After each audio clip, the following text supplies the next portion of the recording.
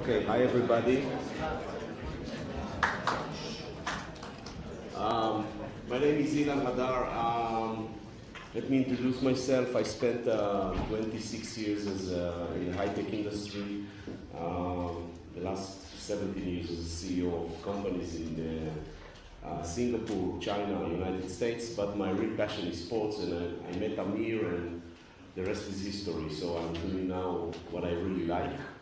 I feel like in the Oscar ceremony when the people are moving out, they have that some people that are filling in, so I'm filling in. But I'm sure it's going to be interesting. So what am I going to do? 10 minutes about how we see hype, how we see the trend in sports. Keep in mind that we have the perspective of seeing hundreds of startups, actually thousands of startups, and also the ecosystem around it. So I want to start with some personal view. My other passion is trekking, and while I was trekking in last November in some part of Africa, in Tanzania, was crossing a desert into a volcano.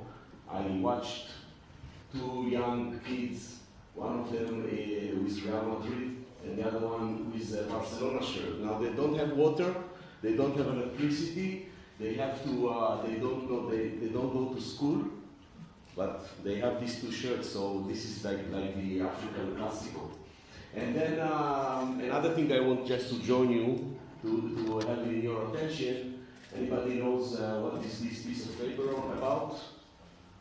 Okay, this is called the Football War. So in 1971, El Salvador and Honduras, they start a war. And because of the two countries hate each other because of football. So football was the initiative for the war. It took like 3 days. It's a long story. I urge you to Google it. Just Google the Football War. So football and sports can be united, but also can be sometimes divided. That's because everybody is so passionate about sport. So.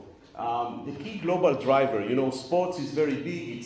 Everybody likes sport, but everything that happens in sports is basically driven by mega trend or mega drives that happening everywhere. Okay, so the first drive is the social media booming. I don't have to explain too much. Everybody sees that. Everybody sees the exponential use of screens and the attention that people are taking with social media.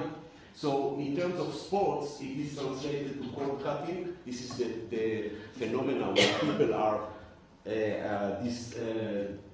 discontinue their subscription from satellite, from cable, and what they do is they take streaming directly. My kids, they will never have cables, I promise you, because they can see everything on their screens. So think about ESPN, think about Sky.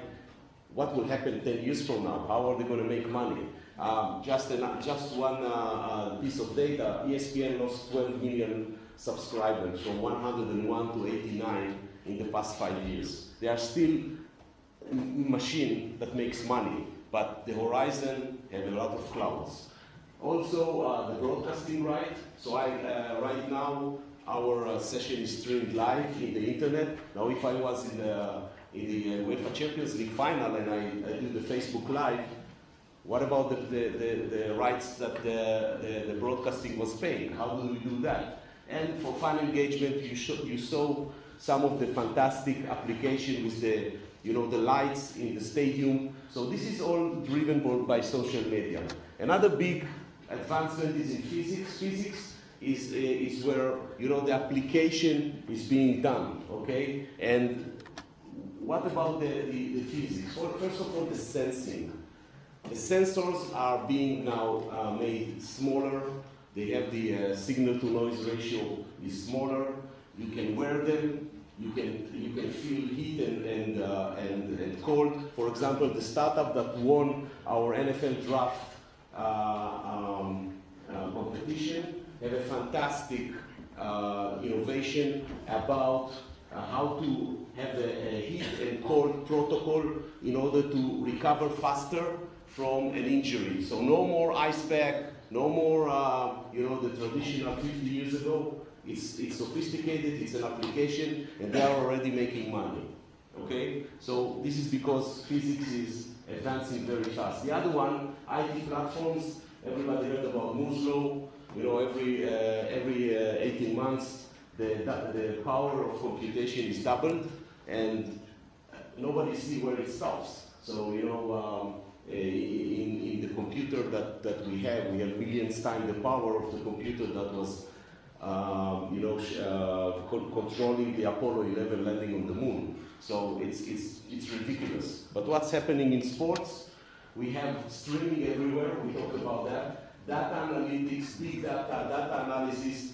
If you look at where are people investing today and where is the big money, the big exit, the big IPOs, it's in data analysis. And I will explain later. Then you have smart stadium, we saw that, and e-sport. E-sport is something that in some countries nobody knows about that, but I give you one piece of data. In the Champions League final of the League of the Legend, there were more people spectating that than the NBA finals. So this is a huge, huge, huge industry. E-sport, fantasy sport, in the United States is $30 billion, just fantasy sport. And this is something that was not around 10 years ago. So these are new domains. So in the next few slides, I will give you some examples for the trends. The one thing that is, as I thought, is the use of big data. Here in the picture, you could see in the University of Purdue in the United States, this camera, they have a very sophisticated algorithm. They tape, they analyze, they record every movement of every player, every practice, and every game. Now, what are you going to do with this data? This is why people are paying the big data company to analyze that, to make people prevent injury, to recover faster, to do faster, the practice faster, or to do the drills better. Recruitment, one of the startups in our ecosystem, a couple of them are focusing on you know, enhancing the recruitment quality. You know, LeBron James is generating about $300 million every year to the Ohio State. Okay. Now, if they fail to choose him as the #1 draft, like, you know, Portland could choose Michael Jordan, they choose another guy, Perkins, which is a nice guy, but he's not Michael Jordan. Okay, so if they had maybe the tools, maybe they would have gained the billions of dollars that Michael Jordan brought to Chicago and to Nike and everything. Okay, and fun preferences. So we can know what people are preferring to do in every time they are in the stadium. So this is about the big data. Sensors, we spoke about sensors. Here is a picture of you know, a headband with sensors that measuring when a boy is kicking a football. You know, concussion. Concussion now is a big issue in the United States. Anybody saw the movie Concussion, which kind of proved, based on real story, that football players are suffering on average much more than a regular person in brain damage and dementia and so on, because they took so many hits while playing this very delicate football, American football.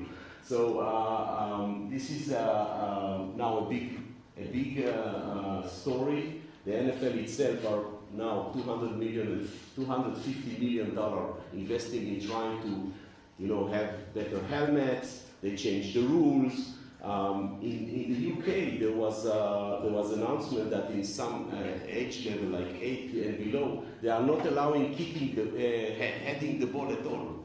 No heading the ball for young kids, because the influence of the concussion on a young kid is accumulated. It's like a mortgage, you know. It's horrible. Okay. E-sport and VR. Okay. Personally, it was new to me when I, you know, starting to dig in this. It's so big that it's like an own industry by itself. Okay. On average, an American fantasy sport user is spending $100 per year. And there are hundreds of thousands of people that are using many leagues in fantasy league. Now it's becoming now popular in Europe, and it will take by storm Asia. I used to live in Asia. I know the Asia culture. Once it will be there, they love betting. They love to stay at home and watch TV and game one in each other. So there's a big opportunity in Asia for fantasy sport. And of course, VR. Every professional team today are trying VR. Okay, some of them are very, clear about that, like Golden State Warriors. The other ones are doing it more secretively in order to enhance the performance of their players. So the player can take a shot while he's wearing this virtual reality mask, and then he can see the ball, he can see his movement, and so on. It's a big industry. Media disruption. As I said, everybody now is a broadcaster. Millennials are experiencing sport as a social event. We, the dinosaurs, we were just watching sport. They look at it as a social event. They don't care too much about the game. They care about what LeBron James' Instagram is showing. And what the other guys, the football player, Facebook Live. So I don't know if you heard about that, because this is a very American sport. Antonio Brown, which is a big star, a wide receiver in the Pittsburgh Steelers, in the last playoff, in the final of the conference. After the game, they won the game. Okay, and there was a team meeting there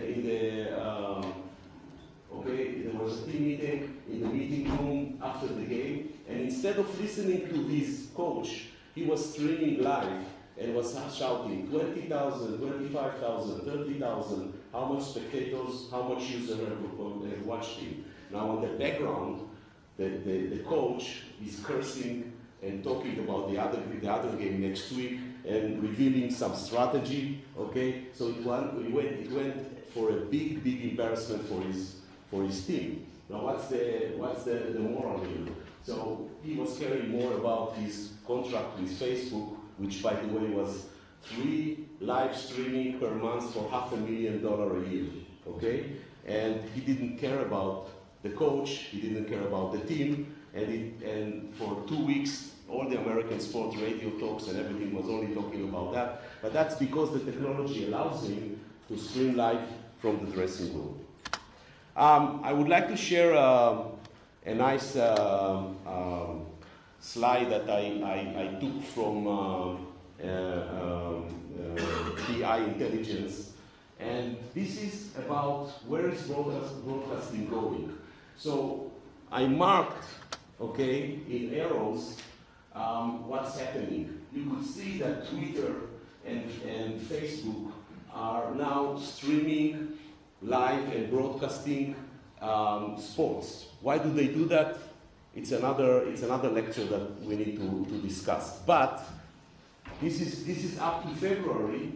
Between February and today, there were 2 deals. Amazon will stream NFL Thursday Night Football, and Facebook will stream 20 Major League Baseballs. And the Amazon deal is $50 million for 10 games.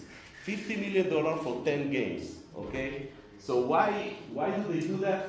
Because they want, in the end of the day, probably to be a broadcaster. They want to increase their domain. The user will attract to them. Sports is the most attractive user for any user. So you don't be surprised if 5 or 10 years from now, some of the big competitions, especially in the US, will be no longer broadcast by NBC, ESPN, or TNT. It will be broadcast by Google, Amazon, or anybody else. And that will shift completely the way people consume sport and the way the broadcasting industry is faced.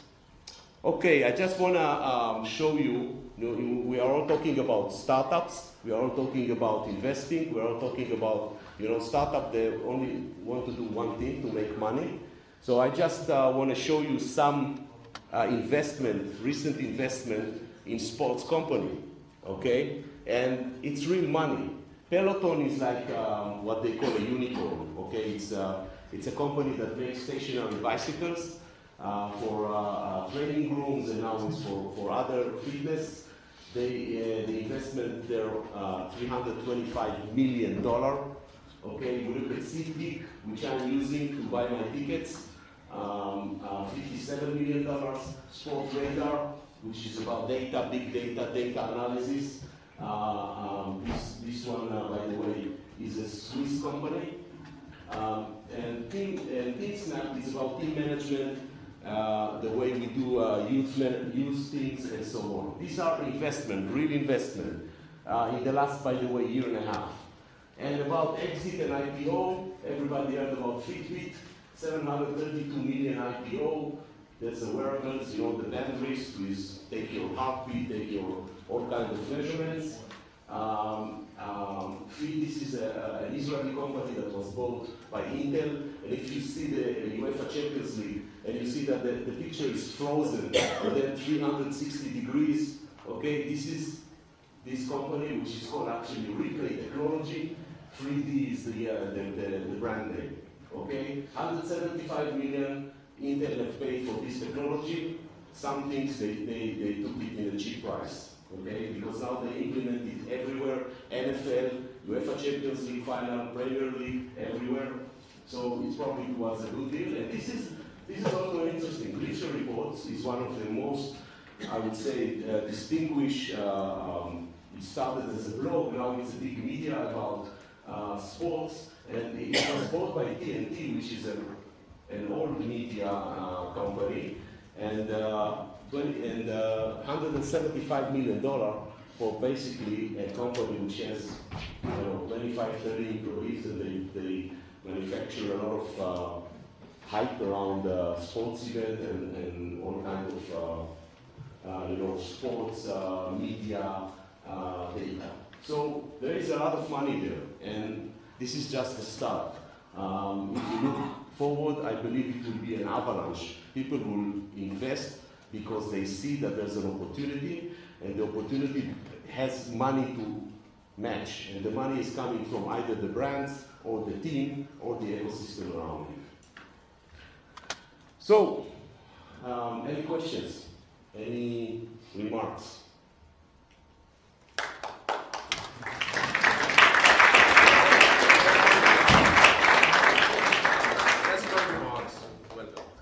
Okay. Leo is here. Yes, please. Do you see broadcasters like Sky breaking into virtual reality and VR? Sorry, I can't hear you. Do you see companies like broadcasters like Sky or breaking into VR and kind of providing that in their packages in the future? Absolutely. ESPN has an app right now that was broadcasting tonight the NBA final first game. So you can watch it on ESPN app. In fact, this is what they do. ESPN is a good example. They fired 100 employees 2 months ago with the NFL draft. And what they do, they are building a stream company, which will be not a company, stream division, because they understand that the business will go into streaming. Okay? So, yeah. Tim, please.